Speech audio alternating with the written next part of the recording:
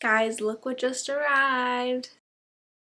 So exciting! Now I have to figure out how to get this upstairs so that we can try and assemble it.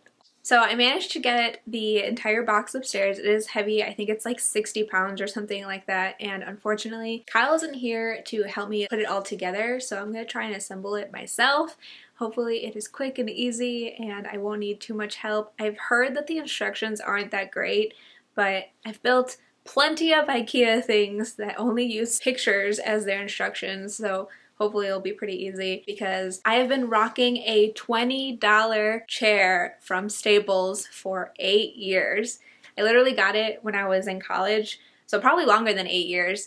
I got it probably around 2012 and it has no armrests, almost no back support, no lumbar support, and it's just like a disaster. Hopefully it will be worth the money. I'm sure it'll be a huge upgrade from the $20 Staples one. But without any more rambling, let's cut to a time lapse of me putting it together. Trying to take a deep breath, but I just can't control my lungs. Ooh. Trying to hide my cold sweat, but I just keep on talking in tongues. It's a funny situation that I got myself into. Frustration, 'cause I think I like it. I think I like it.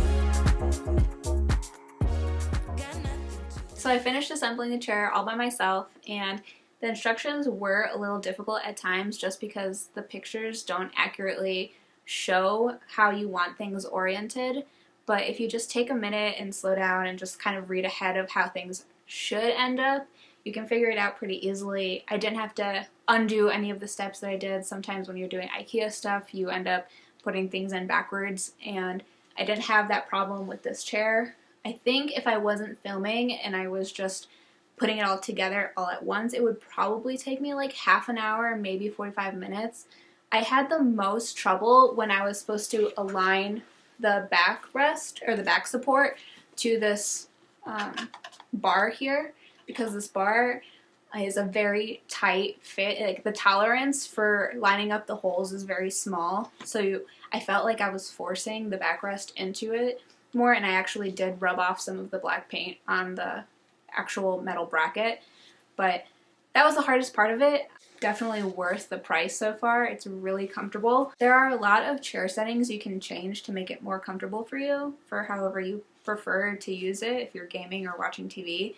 When I'm gaming, I prefer the backrest to be almost like perpendicular to the ground, like straight up and down, and that's just a personal preference. But if I'm watching TV or if I'm watching Netflix, I'll probably just unlock the backrest, which is the left lever, and that way it'll like give you more leeway so you can lean back, and you can definitely recline it a lot more. Like, oh, I'm horizontal now. And it's definitely a huge upgrade from my $20 stable chair. Highly recommend getting a Secret Lab chair if you don't have a nice gaming chair.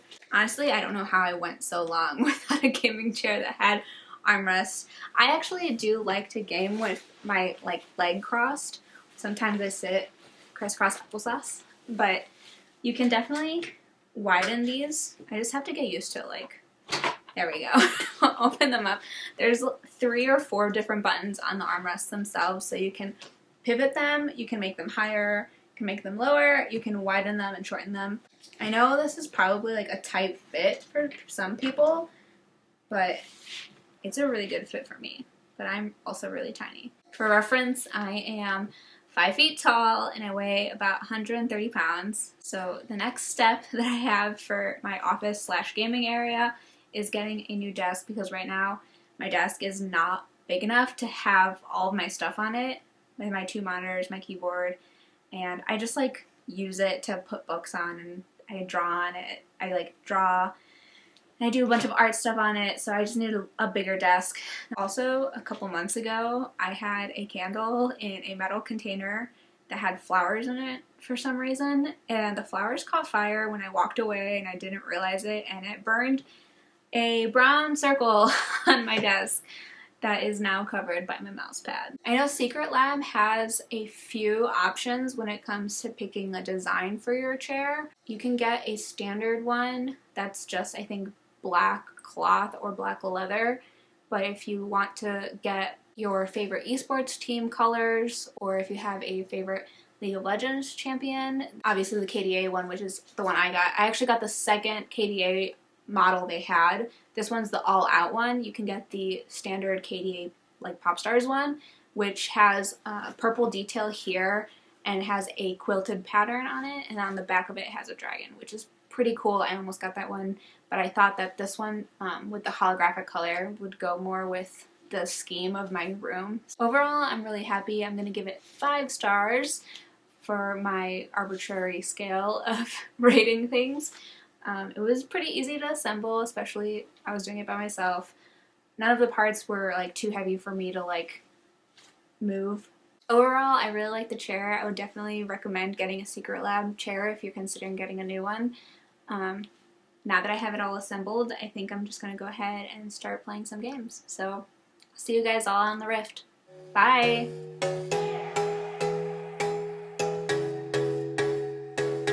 Baby, I'm a fighter, never backing down.